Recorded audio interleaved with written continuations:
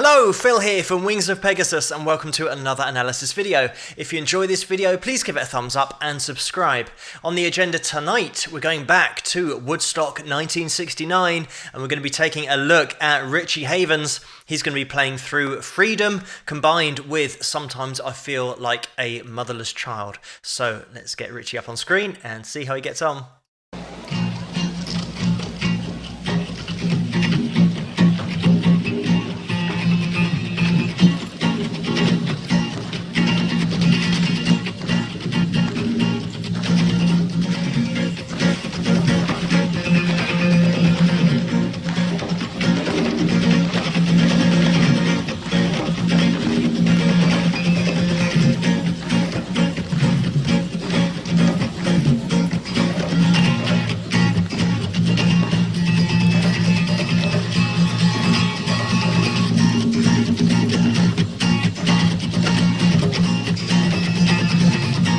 Guitar mic, please. Guitar mic.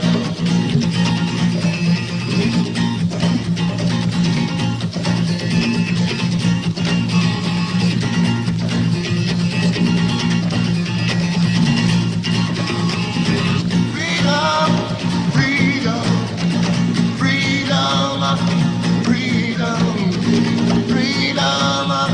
freedom, freedom, freedom.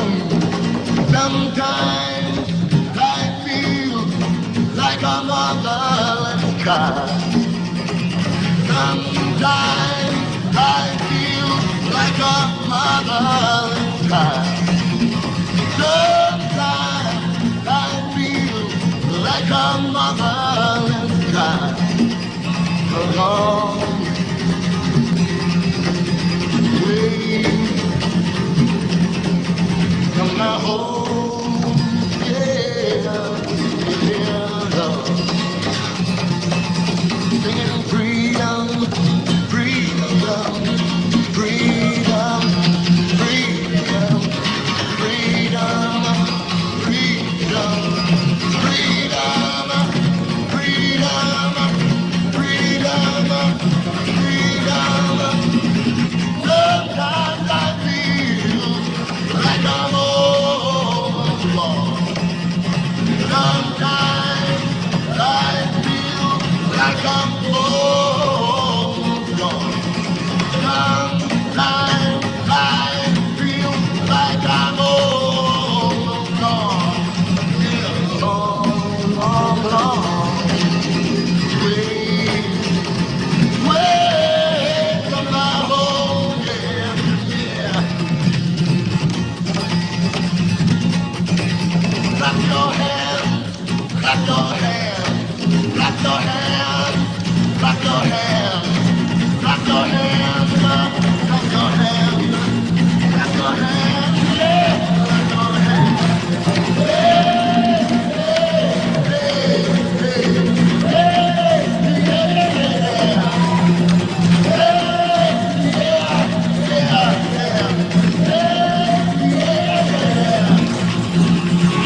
I got a telephone number, and I can call it from my heart. I'm just going to jump in here because this performance, the one thing that comes out through it is the passion of the performance. And Richie just puts everything that he has into this. And let's put this in perspective, that this is after 3 hours of playing already. And Richie, this is where it all started, the first act of Woodstock 1969. And what a festival this turned out to be. But this is it. This is just the first act. But the reason that it's going on for so long in the third hour of his performance is because there was traffic all over the place and a lot of the other acts were stuck and literally couldn't get to the venue, to the stage. So Richie was just asked to keep on playing and keep on playing and keep on playing. And then we get to this point where Richie has played through every song that he knows. And then finally he has this, I don't know, epiphany of playing Freedom as it is here, but also Sometimes I Feel Like a Motherless Child.